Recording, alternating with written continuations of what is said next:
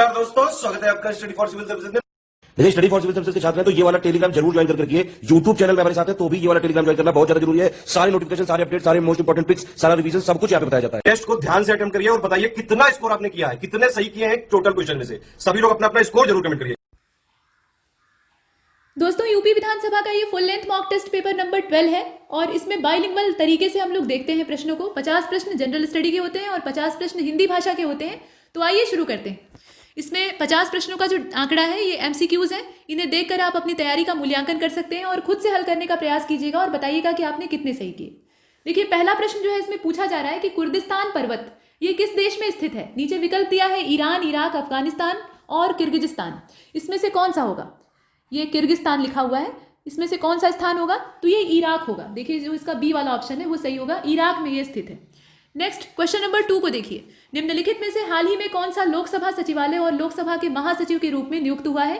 उत्पल कुमार सिंह है, विनय राठौर है, निर्मल जैन है, उमेश कुमार गुप्ता है। इसमें से कौन से व्यक्ति हैं? तो ये उत्पल कुमार सिंह है। इसका जो ए वाला ऑप्शन है वो आपका सही है। इसके बाद तीसरे नंबर के प्रश्न की ओर चलते हैं। सांगला घाटी ये किस राज्य में स्थित है आपको बताना है। यहाँ पर देख लीजिए, राज्यों के नाम दिए हैं। हिमाचल में स्थित है, इसे आपने पढ़ा भी होगा ज्योग्राफी में। इसके बाद गोपीनाथ बारडोली अंतर्राष्ट्रीय हवाई अड्डा ये कहाँ पर स्थित है? इंटरनेशनल एयरपोर्ट, ये नाम इसका है गोपीनाथ बारडोली। ये कहाँ पर स्थित है? चेन्नई में है, अहमदाबाद में है, गुजरात में है या हैदराबाद में है? जगह कौन सी है? तो ये गुवाहाटी में है। इसका जो करेक्ट लोकेशन है वो गुवाहाटी में, सी वाला इसका सही है। इसके बाद आगे चलते हैं, 5वें नंबर के प्रश्न को देखते हैं। तो निम्नलिखित में से किसे केमिस्ट्री के क्षेत्र में शांति स्वरूप भटनागर पुरस्कार 2020 से सम्मानित किया गया? कौन से यहाँ पे पेयर को चुना गया था? इसमें देख लीजिए, डॉक्टर ज्योतिर्मयी दास और सुबी जैकब जॉर्ज ये हैं। इसके बाद डॉक्टर सुभादीप चटर्जी और वत्सला हैं। इसके अलावा बुशरा अतीक और रितेश अग्रवाल हैं। राजेश गनापथी और सुराजीत धारा हैं। इसमें नाम दिए हुए हैं वैज्ञानिकों के। तो रसायन विज्ञान के क्षेत्र का किसको मिला है? देख लीजिए, 5वें नंबर का जो प्रश्न है इसका करेक्ट आंसर हो जाएगा ए वाला, यानी डॉक्टर ज्योतिर्मयी दास और जैकब जॉर्ज इन्हें मिला है, यानी ए वाला इसका जो पेयर है वो सही होगा। इसके बाद 6वें नंबर के प्रश्न को देखिए। हरित जलवायु कोष की स्थापना का निर्णय किस अंतर्राष्ट्रीय सम्मेलन में लिया गया था? मतलब ये कौन सा अंतर्राष्ट्रीय सम्मेलन था? कानकुन था 2010, रियो था 1992, पेरिस था 2015 या बाली था 2007? यहाँ पे डेट के साथ बाकायदा दिया हुआ है। तो 6वें का करेक्ट आंसर हो जाएगा कानकुन कॉन्फ्रेंस। ये वाला जो कॉन्फ्रेंस था इसमें इसका फैसला लिया गया। इसके बाद 7वें नंबर के प्रश्न में देखते हैं। इसमें यह कहा गया है कि कौन सा भारत का समुद्र तटीय राज्य नहीं है? गुजरात, आंध्र, ओडिशा और राजस्थान। कौन सा होगा? ये तो सरल प्रश्न है, इसमें आराम से आप बता सकते हैं। कौन सा राज्य होगा? राजस्थान होगा, साफ साफ दिख रहा है। बाकी तीनों तटवर्ती राज्य हैं। तटवर्ती का मतलब समुद्र से जिनकी तटरेखा मिलती हो। इसके बाद 8वें नंबर के प्रश्न को देखिए। किसके समय में जैन धर्म 2 संप्रदायों में विभाजित हुआ? चंद्रगुप्त प्रथम, चंद्रगुप्त द्वितीय, महापद्मनंद और घनानंद। इसमें से किसका शासनकाल था, जरा बताइए। तो चंद्रगुप्त प्रथम का शासनकाल था, जिस समय की जैन धर्म 2 संप्रदायों में बंट जाता है। इसके बाद 9वें नंबर के प्रश्न को देखिए।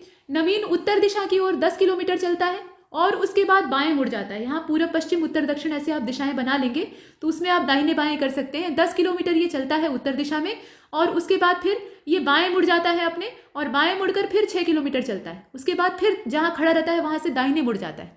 दाहिने मुड़कर 7 किलोमीटर चलता है और अंत में फिर से एक बार दाहिने मुड़ता है और 6 किलोमीटर चलता है। अब वह अपनी यात्रा के आरंभिक स्थान से कितना दूर है, मतलब जहां से, जिस पॉइंट से उसने स्टार्ट किया था वहां से वो कितना दूर है, तो इसे आप कैलकुलेट करेंगे तो इसका जो करेक्ट आंसर है 9वें का वो हो जाएगा सी वाला, यानी 17 किलोमीटर। अपने मूल गंतव्य से, मूल जो स्थान था, मतलब जहां से उसने यहाँ रवाना किया था अपने आप को, वहां से ये 17 किलोमीटर दूर है। इसके बाद 10वें नंबर के प्रश्न को देख लीजिए। लड़कियों की एक पंक्ति में सोनम जो है वो बाएं से 10वें और नीलम जो है वो दाएं से 19वें स्थान पर है। अपनी स्थिति बदलने पर सोनम का स्थान बाएं से 23वां हो जाता है। तो पंक्ति में लड़कियों की संख्या बतानी है आपको। लड़कियों की संख्या टोटल कितनी थी? यहाँ पर 2 लड़कियों के बारे में कहा है और उनका स्थान आपस में चेंज किया गया है, तो उसके बाद इनकी स्थिति बताई गई। अब उसी के आधार पर आपको टोटल संख्या जो पंक्ति में है उसको बतानी है। 10वें नंबर के प्रश्न को देख लीजिए। इसका करेक्ट आंसर हो जाएगा 41, यानी ए वाला इसका सही है। इसके बाद 11वें प्रश्न को देखिए। कौटिल्य के सप्तांग सिद्धांत में किसे शामिल नहीं किया गया है? राज्य के 7 अंग, मतलब यहाँ राजा को 7, जैसे शरीर के अंग होते हैं उसी प्रकार से यहाँ शरीर के अंगों से राज्य के विभिन्न अवयवों की तुलना की गई। तो सिर, इसके अलावा मुख है, कर्ण है, नासिका है। कर्ण मतलब कान, नासिका मतलब नाक। तो सिर, मुख यानी मुंह, इसके अलावा नाक और यहाँ पे जो कर्ण यानी कान है उसके बारे में कहा जा रहा है। तो कौन सा इसमें से शामिल नहीं है बताइए। 11वें का करेक्ट आंसर हो जाएगा, इसमें से जो नासिका है वो शामिल नहीं है, नासिका के तौर पे इसमें शामिल नहीं किया गया है। इसके बाद देख लीजिए 12वें को। 12वें प्रश्न में ये कहा गया है कि डॉक्टर शिवथानु पिल्लई, इनके द्वारा लिखित किताब है 40 years with Abdul Kalam untold stories, इसका लोकार्पण किसके द्वारा किया गया है? मतलब इसमें कई सारे प्रश्न बन सकते हैं। किताब का नाम, उसके ऑथर का नाम, इसको याद रखिएगा। और तीसरा जो प्रश्न है वो तो आप देख ही रहे हैं, लोकार्पण किसने किया है? मोदी जी के द्वारा किया गया है, राष्ट्रपति जी के द्वारा किया गया है, उपराष्ट्रपति जी के द्वारा किया गया है, या अमित शाह जी के द्वारा किया गया है? इसमें से कौन सा होगा? देख लीजिए। तो इसका जो करेक्ट आंसर है ये वाइस प्रेसिडेंट है, यानी एम वेंकैया नायडू। इसके बाद चलते हैं आगे। यहाँ पर 13वें नंबर के प्रश्न को देखिए। आगरा किले के शाह बुर्ज में 30 गज लंबी जंजीर न्याय व्यवस्था, ये जो है किस शासक के द्वारा शुरू की गई थी? तो जंजीर को खींचकर घंटा बजाना और घंटा बजाकर फरियाद करना, ये किस शासक के समय में हुआ था? बताइए। ये जहांगीर के समय में हुआ था। इसका जो बी वाला है वो सही है। न्याय की जंजीर के नाम से वो फेमस था, मतलब किसी भी समय घंटा बजाकर बादशाह को न्याय के लिए बुलाया जा सकता था। इसके बाद 14वें नंबर के प्रश्न को देखिए। शिवाजी के समय में या शिवाजी ने कौन सा किला तानाजी की सहायता से जीता था? उस किले का नाम आपको बताना है। तोरण का दुर्ग था, सिंहगढ़ का किला था, पुरंदर का था, या सूपा का था? इसमें से कौन सा होगा? तो इसका जो करेक्ट आंसर है वो हो जाएगा सिंहगढ़। सिंहगढ़ का जो दुर्ग था वो उन्होंने तानाजी की सहायता से जीता था। इनकी माता जीजाबाई ने यहाँ पे कामना व्यक्त की थी कि सिंहगढ़ पे विजय प्राप्त करो, और अपनी माता की आज्ञा को सिरोधार्य करके ये उस अभियान पर निकल पड़ते हैं। और इसे जीतना बहुत टेढ़ा काम था, लेकिन शिवाजी ऐसा कर डालते हैं। इसके बाद आगे चलते हैं। जीजाबाई खुद एक महत्वाकांक्षी महिला थी और उनकी पूरी छाप उनके पुत्र पर पड़ी थी।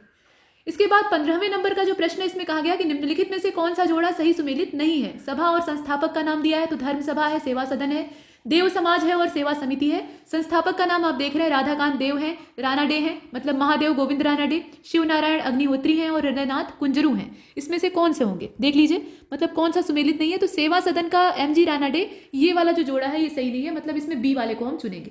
नेक्स्ट क्वेश्चन नंबर 16 को देखिए। इसमें विश्व मलेरिया दिवस 2020 का जो थीम है वो दिया हुआ है, zero malaria starts with B.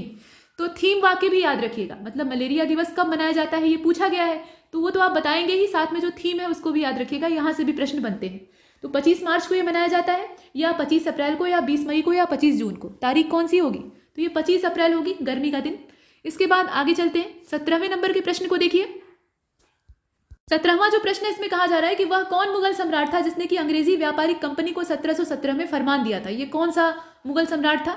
Jahangir था, औरंगजेब था, फर्रुखशियर था, या अकबर था? तो इसमें बहुत आराम से जो सन है उसको देखकर आप अंदाजा लगा सकते हैं। इस समय औरंगजेब ही जिंदा नहीं था, 1707 में उसकी मृत्यु हो गई थी। तो जहांगीर और अकबर कहाँ से आएंगे? तो ये तीनों रहेंगे नहीं, ये फर्रुखशियर का फरमान था, उस समय शासन इसी का था। बाकी तीनों यहाँ बहुत आराम से एलिमिनेट हो सकते हैं। इसके बाद 18वें नंबर के प्रश्न को देखिए।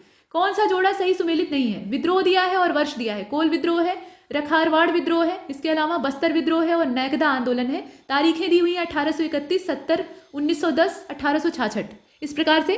तो इसमें से करेक्ट आंसर कौन सा होगा बताइए?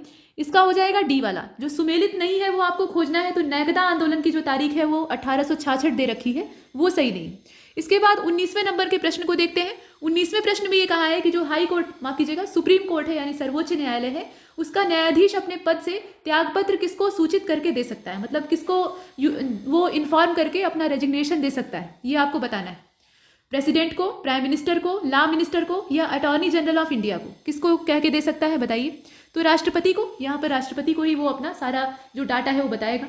इसके बाद 20वें नंबर के प्रश्न को देखिए। यदि घड़ी में वास्तविक समय 12:21 का हो रहा है तो जो दर्पण प्रतिबिंब उसका बनेगा, यानी जो मिरर इमेज होगी, उसमें उस घड़ी के द्वारा दिखाया गया समय क्या होगा? तो दर्पण हमेशा उल्टा दिखाता है, तो यहाँ कितना समय हो जाएगा बताइए? तो 20वें का करेक्ट आंसर हो जाएगा 11:39। इसका जो बी वाला आंसर है वो सही होगा। नेक्स्ट क्वेश्चन नंबर 21 को देखिए। एक अधिवर्ष में, यानी जो लीप ईयर होता है, उसमें 9 जून को मंगलवार था, तो उसी वर्ष 17 फरवरी को सप्ताह का कौन सा दिन रहा होगा? उसी वर्ष। काम आसान है, थोड़ा सा ही पीछे आपको जाना है। तो यहाँ चाहे तो आप कैलेंडर की ट्रिक लगा लीजिए, और नहीं तो सीधा सीधा भी कर सकते हैं, बहुत लंबा डाटा नहीं है। इसमें से कौन सा दिन रहा होगा जरा बताइए?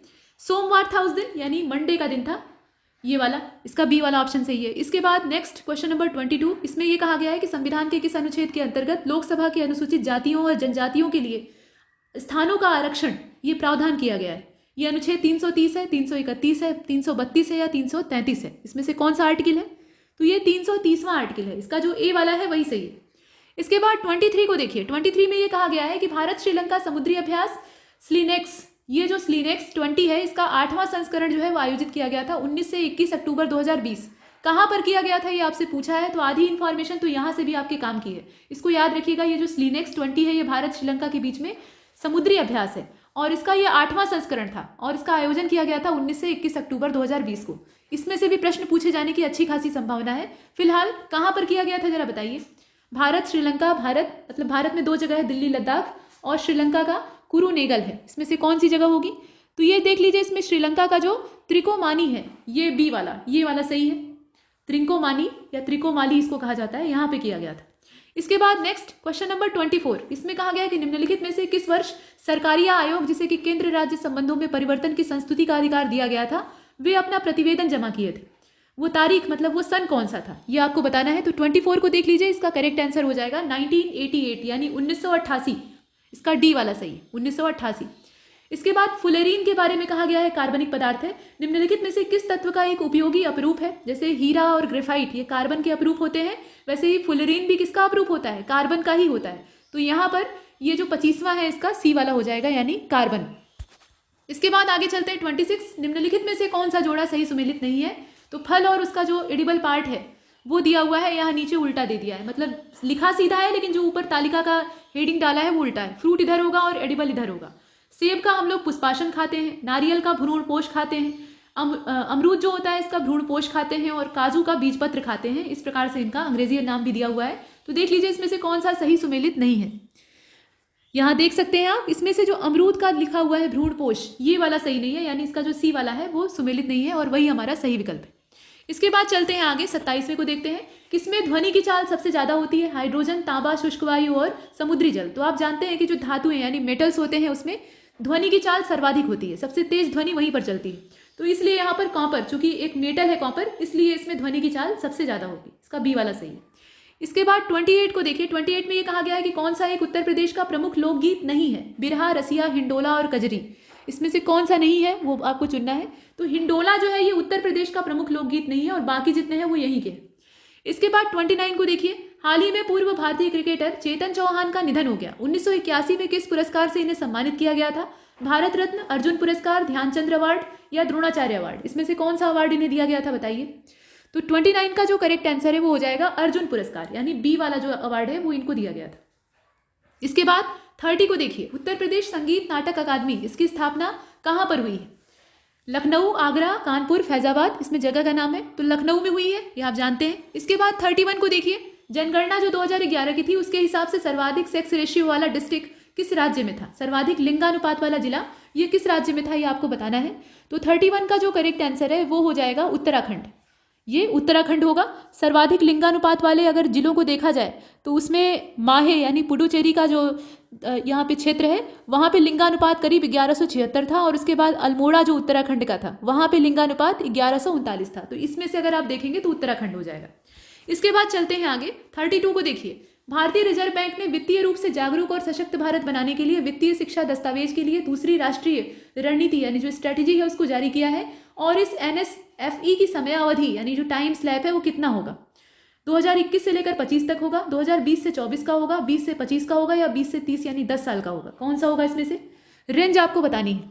तो रेंज अगर आप इसमें देखें तो 2020 से लेकर 2025 यानी 5 साल की इसमें टोटल रेंज रखी गई। इसके बाद 33वें नंबर के प्रश्न को देखिए, रिजर्व बैंक इनोवेशन हब के पहले अध्यक्ष कौन बने हैं? कृष्ण गोपाल कृष्णन है, सुंदर पिचाई है, दिनेश कुमार खारा है या इसमें से कोई नहीं है? तो ये कृष्ण गोपाल कृष्णन है, इनका नाम काफी अच्छा है, कृष्ण गोपाल कृष्णन। इसके बाद 34 में ये कहा गया है कि किस राज्य में मवेशियों की आबादी सर्वाधिक है? जो पशुधन गणना जारी हुई है 20वीं वाली उसके हिसाब से उसी के आधार पर पूछा गया है। तो कहाँ पर मवेशी सबसे ज्यादा है? पंजाब, हरियाणा, यूपी और पश्चिम बंगाल। इसमें से कौन सा स्थान होगा? तो आपने इसे अब तक पढ़ भी लिया होगा और इसका जो करेक्ट आंसर है वो यूपी होगा, यहाँ अगर आप ध्यान से देखें तो।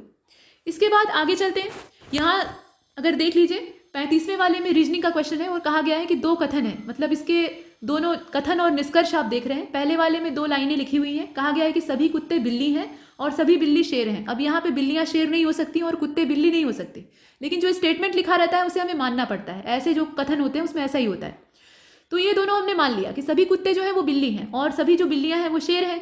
तो अब निष्कर्ष इसका क्या निकलता है वो आपको चुनना होगा। सभी कुत्ते शेर हैं, सभी शेर कुत्ते हैं, ऐसे लिखा हुआ है। तो बताइए इसमें से कौन सा निष्कर्ष जो है वो फिट बैठता है, मतलब केवल निष्कर्ष जो पहला है वो अनुसरण करता है दूसरा अनुसरण करता है या दोनों करते हैं? तो ध्यान से देखिए, जितने भी कुत्ते हैं वो सभी बिल्लियां हैं, ठीक है, और सभी बिल्लियां जो है वो शेर हैं, लेकिन ऐसा नहीं कहा है कि सभी शेर बिल्लियां हैं, ऐसा नहीं कहा है।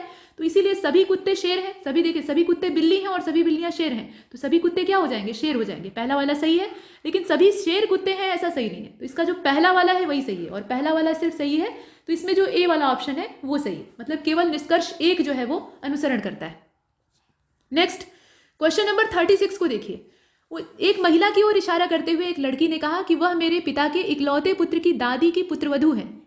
तो वह महिला उस लड़की से किस प्रकार का संबंध रखती है, ये आपको बताना है। जो ब्लड रिलेशन वाले क्वेश्चन होते हैं उन्हीं से पूछा हुआ है, चाची का, मामा का, मामी का, दादी, तो उसी हिसाब से ये क्वेश्चन आया है। इसमें देख लीजिए, वह मेरे पिता के इकलौते पुत्र की, मतलब पिता के इकलौते पुत्र हैं, उनकी जो दादी हैं उनकी पुत्रवधू हैं। तो महिला जो है वो लड़की से किस प्रकार का संबंध रखेंगी, इसे आप कैलकुलेट कर लीजिएगा। तो ये उसकी माँ है, ठीक है, तो यहाँ मदर का जो रिलेशन है वो होगा। इसके बाद 37, उदंती सीता नदी और इंद्रावती टाइगर रिजर्व जो है ये किस राज्य में स्थित है, आपको बताना है। देख लीजिए, झारखंड, मध्य प्रदेश, कर्नाटक और छत्तीसगढ़। तो ये छत्तीसगढ़ में है, यहाँ नीचे डी वाला ऑप्शन इसका सही होगा। इसके बाद 38वें को देखिए। 5 जून 2020 को किसके द्वारा जो नगर वन यानी शहरी वन कार्यक्रम है उसकी शुरुआत की गई थी, और इसका उद्देश्य था अगले 5 वर्षों में देश भर में 200 शहरी वनों को विकसित करना। ये कौन सा मंत्रालय था, ये आपको बताना है। वन मंत्रालय था, मतलब वन विभाग था, पर्यटन मंत्रालय था, सेंट्रल गवर्नमेंट थी, या उपरोक्त में से कोई नहीं था। देख लीजिए, तो 38 जो है इसका करेक्ट आंसर हो जाएगा केंद्र सरकार। ये सेंट्रल गवर्नमेंट का अपना दिमागी फितूर था, हालांकि ऐसा हो नहीं सकता, कितना भी प्रयास कर लिया जाए, लेकिन शहरी वनों का विकास करना इतना आसान नहीं है। उसके लिए बहुत बड़े पैमाने पर प्रयास करने होंगे, और उतने संसाधन अभी देश के पास नहीं है। तो जितने जंगल हैं उनको बचा लिया जाए, वही बहुत बड़ी बात है। इसके बाद 39, निम्नलिखित में से कौन सी नदी धौलागिरी और एवरेस्ट पर्वत के मध्य नेपाल हिमालय से निकलती है? कोसी नदी है, सोन है, गंडक है और यमुना है। इसमें से कौन सा होगा? तो गंडक है, गंडक जो है वो यहाँ से निकलती है। इसके बाद 40वें नंबर के प्रश्न को देखिए। ख्याल गायकी के जन्मदाता कौन माने जाते हैं? ख्याल गायकी का जन्मदाता इसमें से कौन सा है? शाही खान है, हुसैन शाह सरकी है, सिकंदर शाह है, या महमूद खिलजी है? इसमें से कौन सा होगा? तो करेक्ट आंसर हो जाएगा हुसैन शाह सरकी। इसका जो बी वाला ऑप्शन है वो सही हो जाएगा। ख्याल गायकी का जन्मदाता इन्हें ही माना जाता है। नेक्स्ट क्वेश्चन नंबर 41, यहाँ पे 1857 का जो रिवॉल्ट था उसके सेंटर और उसके जो लीडर थे उनके नाम को मैच किया गया है। एक सुमेलित नहीं है, और जो सुमेलित नहीं है वही आपको खोजना है। तो कानपुर से नाना साहब, इलाहाबाद से लियाकत अली, संभलपुर से कदम सिंह और मंदसौर से शहजादा हुमायूं यानी फिरोज शाह। इसमें से कौन सा करेक्टली मैच नहीं है वो आपको ढूंढना है, बताइए। तो 41 का जो करेक्ट आंसर है वो संभलपुर से जो कदम सिंह लिखा हुआ है ये सही नहीं है। इसके बाद चलते हैं आगे 42 में ये कहा गया है कि राज्य लोक सेवा आयोग का अध्यक्ष किसके द्वारा नियुक्त किया जाता है? संघ लोक सेवा आयोग के अध्यक्ष के द्वारा, भारत के राष्ट्रपति के द्वारा, भारत के राज्यपाल के द्वारा, या मुख्यमंत्री के द्वारा। इसमें से कौन सा होगा? मतलब प्रभात कुमार जी जो है वो उसको, मतलब उन्हें किसने अपॉइंट किया है? तो 42 का जो करेक्ट आंसर है वो हो जाएगा राज्यपाल के द्वारा। राज्य के राज्यपाल जो है वो इन्हें रखते हैं। इसके बाद 43 में ये कहा गया है कि मनुष्य की खोपड़ी में कुल 22 अस्थियां होती हैं, उनमें से कितनी अस्थियां संयुक्त रूप से मनुष्य के मस्तिष्क को सुरक्षित रखती हैं? मतलब कितनी उसमें सिक्योरिटी का काम करती हैं, प्रोटेक्ट करती हैं। तो इसमें 11, 12, 8 और 6 लिखा हुआ है, तो 8 जो हड्डियां होती हैं वो ये काम करती हैं, मतलब इस प्रकार का प्रोटेक्शन वाला काम करती हैं। इसके बाद 44 को देखिए। रावी नदी पर स्थित शाहपुर कांदी परियोजना ये किस राज्य में स्थित है? जम्मू कश्मीर में है, पंजाब में है, हिमाचल में है, छत्तीसगढ़ में है, कहाँ पर है? तो 44 का जो करेक्ट आंसर है वो हो जाएगा पंजाब। इसका जो बी वाला ऑप्शन है वो सही होगा। मुगल शासनकाल में औरंगजेब के समय में वजीर कौन था ये आपको बताना है। तो आसफ खान था, निजामुद्दीन खलीफा था, उवैस अहमद था, या मीर जुमला था? इसमें से कौन सा होगा? तो इसका जो करेक्ट आंसर है वो मीर जुमला हो जाएगा, यानी इसका जो डी वाला ऑप्शन है 45वें का वो सही होगा। इसके बाद 46 को देखिए। देश का पहला केबल रेल ब्रिज अंजी खाद पुल, इसका निर्माण किस राज्य में किया गया है? असम में किया गया है, मिजोरम में किया गया है, दिल्ली में, या जम्मू कश्मीर में? तो ये J&K है, यानी जम्मू एंड कश्मीर। इसका डी वाला ऑप्शन सही होगा। इसके बाद 47 जामे जहानुमा, ये उर्दू का पहला समाचार पत्र था, और इसका संस्थापक कौन था ये आपको बताना है। दादा भाई नौरोजी, रॉबर्ट नाइट, एक अंग्रेजी फर्म था, मतलब एक अंग्रेजी फर्म के द्वारा पब्लिकेशन हुआ था, या GS अय्यर ने पब्लिकेशन किया था? इसमें से कौन से व्यक्ति या संस्था थी, जरा बताइए। तो 47 का जो करेक्ट आंसर है वो हो जाएगा एक इंग्लिश फर्म के द्वारा इसका पब्लिकेशन किया गया था, या इसको निकाला गया था। इसके बाद आगे चलते हैं। यहाँ पर 48 को देखते हैं। कौन सी आंसू गैस होती है? मतलब आंसू गैस को यहाँ केमिकल कॉम्बिनेशन में क्या कहा जाता है? क्लोरोपिक्रिन कहा जाता है, अमोनिया कहा जाता है, नाइट्रोजन पेंटाऑक्साइड होती है, या कार्बन डाइऑक्साइड होती है? इसमें से कौन सी गैस होती है, बताइए। तो 48 का जो करेक्ट आंसर है वो क्लोरोपिक्रिन होती है। मतलब ये जो गैस होती है इसको छोड़ दिया जाता है, पुलिस के द्वारा इसका इस्तेमाल किया जाता है जब दंगे फसाद की स्थिति होती है, तो प्रदर्शनकारियों को खदेड़ने के लिए आंसू गैस के गोले छोड़े जाते हैं, तो ये आंखों में आंसू लाती है और दिखाई देना बंद हो जाता है। इसके बाद 49 को देखते हैं। 49 में ये कहा गया है कि 20वीं पशुधन गणना रिपोर्ट के हिसाब से तीसरी सबसे बड़ी पशुधन आबादी किस राज्य में है? यूपी में है, राजस्थान में है, बिहार में है और एमपी में है। कहाँ पर है? तो ये अगर आप देखें तो मध्य प्रदेश में इसमें तीसरे नंबर पर सबसे ज़्यादा बड़ी जो पशुधन की आबादी है वो पाई जाती है। इसमें उत्तर प्रदेश है, उसके बाद राजस्थान है, उसके बाद तब जाकर मध्य प्रदेश है। इस हिसाब से पॉपुलेशन का नंबर है, तो इसमें मध्य प्रदेश क्या है? तीसरे नंबर पर है। इसके बाद 50वें नंबर के प्रश्न को देखिए। कैलाश मेला और बटेश्वर मेला, इसका आयोजन उत्तर प्रदेश के किस जिले में किया जाता है? मथुरा, आगरा, गोरखपुर और वाराणसी। तो इसमें से कौन सा होगा? ये आगरा में किया जाता है। इसका जो बी वाला ऑप्शन है वो सही होगा, आगरा। यहाँ तक हमने सामान्य अध्ययन के प्रश्नों को हल किया है। अब सामान्य हिंदी को देखते हैं। तो इसमें हिंदी के प्रश्नों में पहले वाक्यांश के लिए एक शब्द दिखाए जाते हैं। कहा गया है कि दूसरों के लिए उपकार करने वाला या दूसरों के उपकार करने वाला, ऐसे व्यक्ति को क्या कहेंगे? विधर्मी कहेंगे, दुर्भाषिया कहेंगे, परदेशी कहेंगे या परोपकारी कहेंगे? तो परोपकारी कहेंगे, सरल प्रश्न था। इसके बाद जो ज्ञात इतिहास से पहले का हो उसे क्या कहा जाएगा? प्राग ऐतिहासिक। ऐसी जो चीज होती है उसको प्राग ऐतिहासिक कहा जाता है। तो इसका जो बी वाला है वो सही होगा। इसके बाद 53 देश विदेश में घूमने वाला, इसको क्या कहेंगे? पर्यटक कहेंगे। यात्रा सामान्य रहे तो यात्री कहलाएगा और देश विदेश घूमेगा तो वो पर्यटन कर रहा है यानी पर्यटक। इसके बाद विनोद को उस विद्यालय में इम्तिहान देने वाला बनकर जाना है। इम्तिहान लेने वाला बनकर जाना है, इम्तिहान देने वाला नहीं। तो इम्तिहान लेने वाले को क्या कहा जाता है? विशेषज्ञ कहा जाता है, परीक्षक कहा जाता है, अध्यापक कहा जाता है या समन्वयक कहा जाता है? तो परीक्षक कहा जाएगा। परीक्षा लेने वाला परीक्षक होता है और परीक्षा देने वाला परीक्षार्थी होता है। इसके बाद 55वें नंबर के प्रश्न को देखिए। अपराध बोध से होने वाली ग्लानि, इसको क्या कहेंगे? लज्जा कहेंगे, निंदा कहेंगे, आत्मग्लानि कहेंगे या पश्चाताप कहेंगे? तो पश्चाताप होता है, मतलब पीछे जो हमने गलतियां की उसको लेकर हम ताप कर रहे हैं, यानी उससे दुख महसूस कर रहे हैं। इसके बाद आगे चलते हैं। आत्मग्लानि भी कह सकते हैं, लेकिन वो इससे ज्यादा सटीक शब्द जो है वो डी वाला होगा। इसके बाद 56वें को देखिए। आज गांवों की मुख्य समस्या है लोगों का घर छोड़कर चले जाना। अब ये जो लोगों का घर छोड़कर चले जाना है, इसके लिए एक शब्द कौन सा होगा? पलायन होगा, निर्वासन होगा, निष्कासन होगा या बहिष्कार होगा? पलायन होगा, घर छोड़कर चले जाना, मतलब जहां उनका मूल स्थान था वहां से हट गए। प्राणदा के लिए अनेक शब्द है। प्राणदा यहाँ पे वाक्यांश का एक शब्द दे दिया है, वाक्य आपको खोजना है। प्राण रहने वाला मंत्र, जीवन देने की दवा, जीवन चाहने वाली राह या प्राण रहने का अभ्यास, इसमें से कौन सा होगा? तो जीवन देने वाली दवा को कहा जाता है प्राणदा, या जीवन देने वाली वही है प्राणदा। इसके बाद 58 जो शीघ्र ही किसी बात की युक्ति सोच ले उसे क्या कहेंगे? प्रत्युत्पन्न मति कहा जाएगा, मतलब तुरंत ही उसकी जो मति है वो आइडिया उत्पन्न कर ले।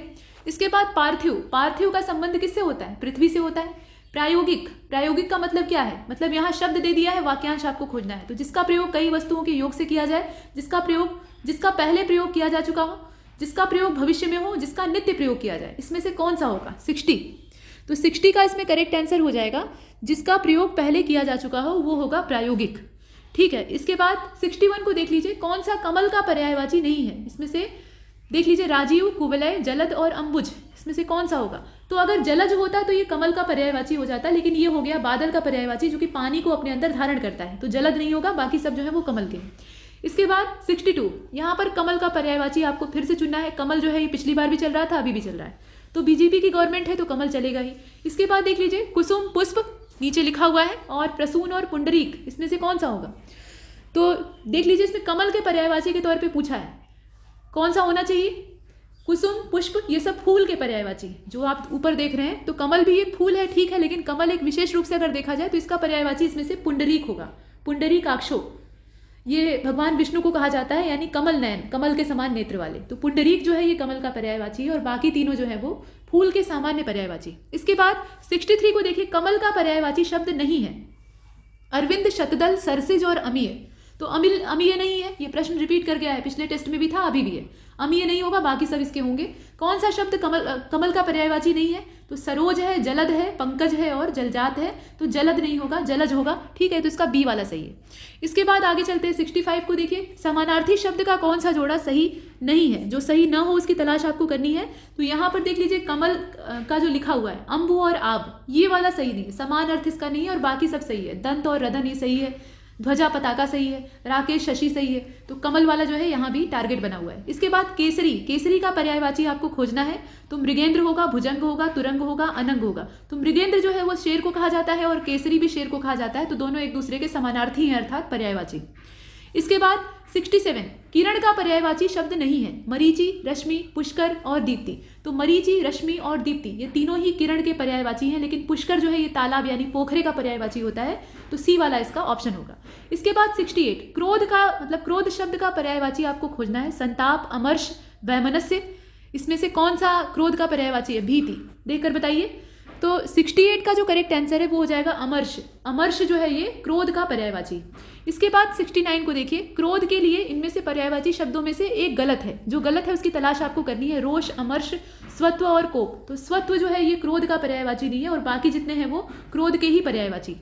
इसके बाद 70 को देखिए। कृष्णा का पर्यायवाची शब्द इसमें से कौन सा नहीं है?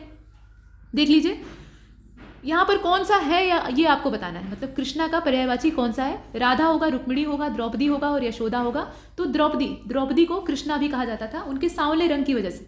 इसके बाद 71 को देखिए। निम्नलिखित शब्दों में से अशुद्ध वर्तनी वाले शब्द का चयन आपको करना है। महीना, अनुग्रह, क्रिया और सप्ताह। अशुद्ध वर्तनी किसकी है ये आपको बताना है। 71 को देख लीजिए। तो 71 का जो करेक्ट आंसर है वो हो जाएगा अनुग्रह।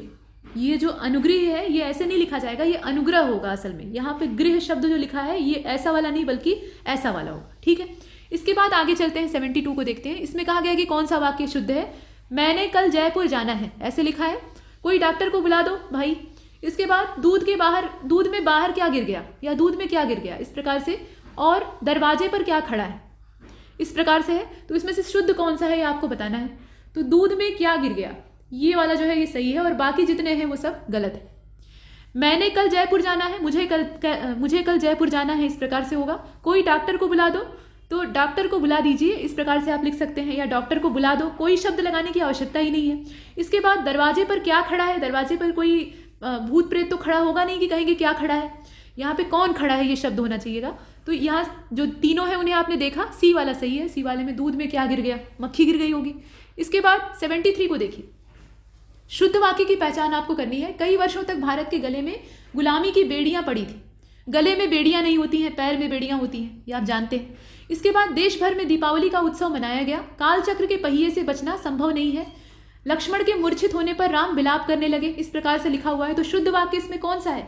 देश भर में दीपावली का उत्सव मनाया गया, ये वाला जो है ये सही है और बाकी जितने हैं वो सब गलत है। कालचक्र, चक्र मतलब खुद ही पहिया होता है, तो एक और पहिया लगाने की क्या आवश्यकता है। ये कोई साइकिल तो है नहीं कि दो पहिए रहेंगे, यहाँ एक ही पहिया पर्याप्त है। तो काल चक्र से बचना संभव नहीं है, इस प्रकार से इसका होगा। और लक्ष्मण के मूर्छित, यहाँ पे मूर्छित शब्द जो है वो गलत लिखा हुआ है, बाकी सब सही है। लक्ष्मण के मूर्छित होने पर राम विलाप करने लगे इस प्रकार से। और उसके बाद कई वर्षों तक भारत के पैरों में गुलामी की बेड़ियां जकड़ी रही या पड़ी रही इस प्रकार से। बेड़ी जो है वो पैर में होती है, ठीक। तो इसका जो सही है वो बी वाला है। इसके बाद 74वें को देखिए, कौन सा शब्द अशुद्ध है वो आपको बताना है। तो अंधरात्रि, अंधरा रात्रि लिखा हुआ है, ये अर्धरात्रि या अंधकार युक्त रात्रि होगा, यहाँ पे सही नहीं लिखा है, तो बी वाला इसका सही होगा। अशुद्ध शब्द हमें खोजना था। इसके बाद 75 को देखिए, हम आपकी प्रतीक्षा कर रहा था और आप आ गए। मैं आपकी प्रतीक्षा कर रहा था और आप आ गए, इस प्रकार से है। हमको आपको फिल्म देखने जाना है, ये पिछला वाला ही है। पिछले वाले टेस्ट में अगर आपने ध्यान से अटेम्प्ट किया होगा तो ये प्रश्न था। इसमें देख लीजिए जो शुद्ध वाक्य है वो कौन सा है। तो पहला ही इसमें सही था, मैं आपकी ही प्रतीक्षा कर रहा था और आप आ गए, इस प्रकार से। इसमें अर्धविराम दिया गया है, वो ठीक जगह पे लगा हुआ है। बाकी जितने हैं वो सब गलत है। मुझे और आपको फिल्म देखने जाना है, तेरा उत्तर मुझसे अच्छा है, तुम्हारा उत्तर मुझसे अच्छा है, मेरे को एक पेंसिल चाहिए, मुझे एक पेंसिल चाहिए, इस प्रकार से होगा। वर्तनी की दृष्टि से कौन सा सही है वो आपको खोजना है। जगत धात्री, सन्यासी, सन्यासी, सन्यासी, इसमें से कौन सा सही होगा। तो जगत धात्री ये वाला जो पहला वाला है ये सही है। सन्यासी, इसमें से तीनों ही जो तरीके हैं वो गलत है। सन्यासी ऐसे लिखा जाएगा, मतलब ऊपर बिंदी भी रहेगी, आधा न भी रहेगा, और तब जाकर इस प्रकार से लिखेंगे। आगे चलते हैं, 77 को देखिए, शुद्ध रूप कौन सा है। कृत्साह लिखा है, निरुत्साह लिखा है, हतोत्साह लिखा है, हतोत्साह लिखा हुआ है, इसके बाद अनुत्साह लिखा हुआ है, इस प्रकार से। तो 77 का करेक्ट आंसर कौन सा हो जाएगा। ये निरुत्साह जो लिखा है यही सही है, और बाकी सब जो है वो तरीका गलत है लिखने का। कौन सा शुद्ध है इसमें से बताना है। प्रदर्शनी होगा, करपात्री होगा, प्रदर्शनी होगा, करपात्री होगा, इसमें से तरीका कौन सा है। तो करपात्री होता है। करपात्री जी महाराज एक संत जी हैं, तो यहाँ पे करपात्री यानी त्र पे बड़ी की मात्रा है, इसका बी वाला सही है, इसका बी वाला सही होगा 78 का। 79 को देखिए, द्वैधीकरण, मानवीयकरण, द्वैधीकरण, द्वैधीकरण, इसमें से कौन सा आपका शुद्ध वर्तनी वाला है जरा बताइए। तो द्वैधीकरण, द्वैध मतलब दोहरा, तो यहाँ पे द्वैधीकरण, ध पे बड़ी की मात्रा होगी। इसके बाद 81, प्राचीन शब्द का विलोम क्या होगा, नवीन हो जाएगा। परिश्रम का विलोम क्या हो जाएगा, परिश्रम मतलब मेहनत करना, तो उसका क्या हो जाएगा, विश्राम हो जाएगा। इसके बाद आगे चलते हैं। यश का सही विलोम क्या हो जाएगा? सुयश हो जाएगा, यशहीन हो जाएगा, अपयश हो जाएगा या कुयश हो जाएगा? तो अपयश हो जाएगा, ठीक है। इसके बाद क्षणिक का विलोम क्या हो जाएगा? शाश्वत हो जाएगा, पहला वाला सही है इसका। यथेष्ट का विलोमार्थी क्या होगा? यथेष्ट का यहाँ पे अमंगल होगा, स्वल्प होगा, यथावत होगा या कृपण होगा? 85 को जरा देखिए और बताइए। तो 85 का करेक्ट आंसर हो जाएगा स्वल्प, ठीक है। यथेष्ट मतलब पर्याप्त मात्रा में और स्वल्प मतलब बहुत थोड़ा सा। इसके बाद 86 उदय का अस्त से वही संबंध है, उदय और अस्त, जो कि यहाँ पे शंकित का निशंक से है। मतलब शंकित मतलब क्या? जिसके अंदर शंका हो। निशंक मतलब जो शंका से रहित हो। तो इसका ए वाला सही है, विलोम यहाँ ढूंढना था। इसके बाद संपन्नता का विलोम आपको बताना है, तो विपन्नता होता है, लेकिन यहाँ विपन्नता है नहीं, तो निर्धनता को आप चुन सकते हैं। इसके बाद 28वें को यहाँ पे 88वें को देख लीजिए। ये जो 88 नंबर का है, इसमें कहा गया है कि एक दूसरे के विलोम जो न हो वो जोड़ा आपको खोजना है, जो न हो विलोम एक दूसरे के। तो गुण अवगुण, देवदानव, सम्मान, आज्ञा, तरल, ठोस। तो इसमें सम्मान और आज्ञा जो है ये एक दूसरे का विलोम नहीं है, बल्कि ये एक दो अलग अलग शब्द हैं। इसके बाद 89 नंबर का जो प्रश्न है, इसमें संयोग का विलोम पूछा है, तो वियोग होता है। इसके बाद स्वजाति का विलोम क्या होगा? स्वजाति का अजाति, सुजाति, विजाति, कुजाति, तो विजाति होगा। यहाँ पे विजाति शब्द जो है इसके लिए इस्तेमाल किया जाएगा। इसके बाद तत्सम, तत्सम का क्या हो जाएगा? तत्सम शब्द यहाँ पर क्या है वो आपको खोजना है, न कि विलोम। अब विलोम का काम खत्म। तो तत्सम शब्द इसमें से कौन सा है? क्लिष्ट है, कठोर है, कठिन है, मजबूत है, तो क्लिष्ट होगा। क्लिष्ट मतलब कठिन। इसके बाद 92 को देखिए, इसमें तद्भव आपको खोजना है। तो तद्भव इसमें से कौन सा होगा? मधुप होगा, मधुकर होगा, भ्रमर होगा, भंवरा होगा। भंवरा आपका तद्भव है, डी वाला इसका सही है। नेक्स्ट क्वेश्चन नंबर 93, तत्सम शब्द आपको खोजना है। सपूत, सरीसृप, सांकल, सांझ, तो इसमें जो सरीसृप है वो आपका क्या है? तत्सम शब्द है। इसके बाद रेंग कर चलने वाला। इसके बाद 94 नंबर का जो प्रश्न है, तद्भव आपको पहचानना है। नासिका, बच्चा, ग्रीष्म और लक्ष्मी, इसमें से कौन सा होगा? तो बच्चा जो है वो आपका क्या है? तद्भव है। वत्स इसका तत्सम होता है। इसके बाद 95 में ये कहा गया है कि तद्भव शब्द पहचानिए। आलस, कुष्ठ, अंधकार, उल्लास, तो आलस जो है वो तद्भव होगा। आलस से इसका तत्सम होगा। तद्भव से तत्सम बने जो सही शब्द युग्म है उनकी तलाश आपको करनी है। हता के आगे हाथ है, रत्ता के आगे रात है, पत्ता के आगे पत्र है और नच्चा के आगे नाच है। इसमें से तद्भव से तत्सम बने जो सही शब्द युग्म है उनको आपको पहचानना है। तो पत्ता का जो पत्र है वही आपका इसमें सही है और बाकी जो है वो बकवास कर रहे हैं, ठीक है। तो सी वाला सही है। इसके बाद 97 को देखिए, मोती का तत्सम मौक्तिक होता है, तो इसमें जो मौक्तिक है बी वाला सही है। इसके बाद 98 को देख लीजिए, महुआ का महुआ लिखा है, इसमें सही युग्म आपको तलाशना है। महूक का महुआ लिखा है, अक्षवाट का अखाड़ा लिखा है, आद्रक का अदरक लिखा है और इक्ष का ईख लिखा है। कौन सा सही युग्म तद्भव तत्सम का है जरा बताइए, इसमें से कौन सा होगा? तो इसका जो करेक्ट आंसर है इसे ध्यान से देखिए, अक्षवाट का अखाड़ा, यही वाला सही है और बाकी जितने हैं उनमें त्रुटियां हैं। मधुक का महुआ होता है, आर्द्रक में यहाँ ऊपर उड़ंतुरा होता है और इक्ष ऐसे नहीं लिखा जाता है, तो ये तीनों ही इसमें गलत है। अक्षवाट का अखाड़ा वाला सही है। इसके बाद 99 को चलते हैं, देखते हैं। इसमें कहा गया है कि शब्द जो सही वर्तनी वाला शब्द है उसको आपको ढूंढना है। आभ्यंतरिक है, अत्यधिक है, निरोग है और निरपराधिनी है। इसमें से सही कौन सा है? तो जिसकी वर्तनी शुद्ध है वो निरपराधिनी है, यानी डी वाला है। और इसके बाद 100 को देखिए, इसमें कहा है कि कौन सा शब्द तद्भव है। तो यौवन, निर्झर, जीभ और स्थान, कौन सा होगा? इसमें से आपका हो जाएगा सी वाला, यानी जीभ। जो सी वाला है वो आपका सही है। ये तद्भव खोजना था, बाकी सब जो है वो क्या है? तत्सम है। तो यहाँ पर ये टेस्ट समाप्त होता है और तब तक के लिए नमस्कार।